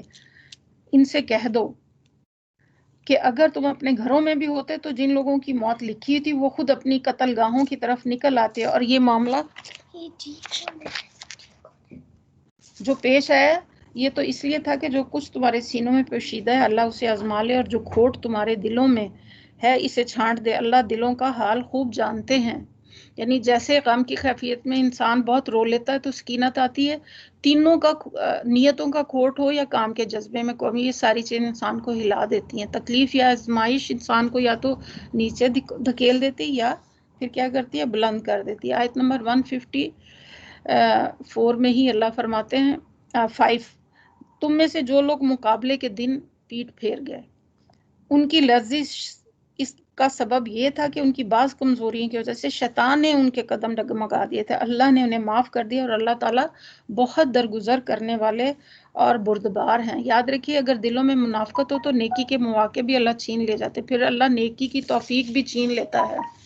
پھر آگے اللہ فرماتے ہیں اے لوگوں جو ایمان لائے ہو، کافروں کی سی باتیں نہ کرو جس کے عزیز و قارب کبھی سفر پر جاتے ہیں یا جنگ میں شریک ہوتے ہیں، وہاں کوئی حادثے سے دو چار ہوتے ہیں تو وہ کہتے ہیں کہ اگر ہمارے پاس ہوتے تو نہ مارے جاتے اور نہ قتل ہوتے۔ اللہ اس قسم کی باتوں کو ان کے دلوں میں حسرت کا سبب بنا دیتا ہے، یعنی یہ باتیں حقیقت پر مبنی نہیں۔ حقیقت تو یہ کہ قضاء الہی کسی کے ٹل نہیں سکتی، مگر جو اللہ پر ایمان نہیں رکھتے، جو سب کچھ اپنی تدبیروں پر ہی یقین رکھتے ہیں، ان کے لیے اس قسم کے قیاسات بس داغ حسرت بن جاتے ہیں، وہ ہاتھ ملتے رہ جاتے کاش یوں ہوتا یہ ہو جاتا، ورنہ دراصل مارے اور جلانے والا اللہ ہی ہے اور تمہاری حرکات پر وہ نگہبان ہے۔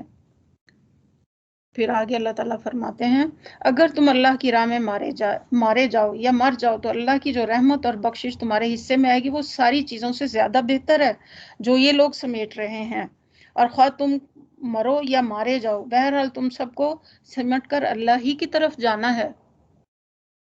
پھر آگے اللہ تعالیٰ فرماتے ہیں 159 آیت میں اے نبی صلی اللہ علیہ وسلم یہ اللہ کی بڑی رحمت ہے کہ تم ان لوگوں کے لیے بہت نرم مزاج واقع ہوئے ہو، ورنہ اگر تند خو اور سنگ دل ہوتے تو یہ سب تمہارے گرد و پیش سے چھٹ جاتے. ان کے قصور معاف کر دو، ان کے حق میں دعائیں مغفرت کرو اور دین کے کام میں ان کو بھی شریک کے مشورہ رکھو. پھر جب تمہارا عزم کسی رائے پر مستحکم ہو جائے تو اللہ پر بھروسہ کرو، اور اللہ کو وہ لوگ پسندیدہ ہیں جو اسی کے بھروسے پر کام کرتے ہیں. یعنی بار بار ان آیات میں توکل کا درس دیکھیں دیا گیا کہ نرمی کا آغاز جو ہے. اب یہاں پہ خاص طور پہ جو بات کی گئی کہ آپ نرم مزاج ہوتے ہیں، رحمت، نرمی، تواضع، کندھے جھکا دینا اور ساتھیوں کے لیے دعا کرنا، ان کی فکر کرنا. آپ صلی اللہ علیہ وسلم نے فرمایا نرمی کاموں کو خوبصورت بنا دیتی. نرمی جس چیز میں بھی ہوتی اسے زینت بخشتی ہے، اور جس چیز سے نکال دی جاتی اسے بدصورت کر دیتی ہے. نرمی گھرانوں کو فائدہ دیتی. جس گھرانے کو نرمی عطا ہوگی تو ان کے لیے فائدہ ہے، اور جس سے نرمی روک لی گئی تو ان کے لیے نقصان کا باعث ہے. اس انتظار میں نہ رہیں کہ دوسرے نرمی اختیار کریں. پھر آگے اللہ تعالیٰ فرماتے ہیں تو کوئی طاقت تم پر غالب آنے والی نہیں. پھر آگے اللہ تمہاری مدد پر ہو تو کوئی طاقت بھی تم پر غالب آنے والی ہے، اور تمہیں چھوڑ دے تو اس کے بعد کون ہے جو تمہاری مدد کر سکتا ہے. پر جو سچے مومن ہیں ان کو اللہ ہی پر بھروسہ رکھنا چاہیے. پھر آگے اللہ تعالیٰ فرماتے ہیں کسی نبی کا یہ کام نہیں ہو سکتا کہ وہ خیانت کر جائے. جن تیر اندازوں کو آپ صلی اللہ علیہ وسلم نے، اصل میں تو ہوا یہی تھا نا کہ جنگ احد میں آپ صلی اللہ علیہ وسلم نے ایک عقب کے ایک جو جگہ تھی وہاں پہ پہاڑی نہیں تھی، تو آپ صلی اللہ علیہ وسلم نے کچھ تیر انداز وہاں پہ متعین کیے تھے اور انہیں حکم دیا تھا کہ یہاں سے تم ہرگز نہ ہلنا، کیونکہ وہ جگہ ایسی تھی کہ جہاں سے پلٹ کر دشمن حملہ کر سکتا تھا. انہوں نے جب دیکھا کہ دشمن کا لشکر لوٹا جا رہا ہے تو ان نے اندیشہ ہو کہ کہیں ساری غنیمت انہی لوگوں کو نہ مل جائے جو اسے لوٹ رہے ہیں اور ہم تب تقسیم کے موقع سے محروم ہیں. اسی بنا پر انہوں نے اپنی جگہ چھوڑ دی تھی. جنگ ختم ہونے کے بعد اللہ کے نبی صلی اللہ علیہ وسلم مدینہ تشریف لائے تو آپ نے ان لوگوں کو بلا کر کہا، اس نافرمانی کی وجہ دریافت کی تو انہوں نے جواب میں کچھ عذر پیش کیے جو نہایت کمزور تھے. پھر حضور نے صلی اللہ علیہ وسلم سے اصل بات یہ ہے کہ تم کو ہم پر اطمینان نہ تھا، تم نے یہ گمان کیا کہ ہم تمہارے ساتھ خیانت کریں گے اور تم کو حصہ نہیں دیں گے. اس آیت کا اشارہ اس معاملے کی طرف ہے. ارشاد الہی کا مطلب یہ کہ جب تمہاری فوج کا کمانڈر خود اللہ کا نبی تھا اور سارے معاملات اس کے ہاتھ میں تھے تو تمہارے دل میں یہ اندیشہ کیسے پیدا ہوا کہ نبی کے ہاتھ میں تمہارا مفاد محفوظ نہ ہوگا؟ کیا اللہ کے پیغمبر سے یہ توقع رکھتے ہیں کہ جو مال اس کی نگرانی میں ہو دیانت، امانت اور انصاف میں کسی اور طریقے سے وہ تقسیم کر سکتا ہے؟ یہاں پہ یہی ہے کہ خیانت کر دے، اور جو کوئی خیانت کرے تو وہ اپنی خیانت سمیت قیامت کے روز اللہ کے ہاں حاضر ہو جائے گا. پھر یہ ہر متنفس کو اس کی کمائی کا پورا بدلہ دیا جائے گا اور کسی پر کوئی ظلم نہ ہوگا. پھر آگے آیت نمبر 162 میں اللہ فرماتے بھلا یہ کیسے ہو سکتا ہے کہ جو شخص ہمیشہ اللہ کی رضا پر چلنے والا وہ اس شخص کیسے کام کرے جو اللہ کے غضب میں گر گیا، اس کا آخری ٹھکانہ جہنم ہو جو بدترین ٹھکانہ ہے. پھر آگے اللہ تعالیٰ فرماتے ہیں اللہ کے نزدیک 163 آیت میں دونوں قسم کے آدمی میں بدرجہ فرق ہے. اللہ سب کے اعمال پر نظر رکھتا ہے. لقد من اللہ علی المؤمنین، پھر در حقیقت اہل ایمان پر اللہ نے بہت بڑا احسان کیا کہ ان کے درمیان خود ہی انہی میں سے ایک پیغمبر اٹھایا جو انہیں آیات سناتا ہے.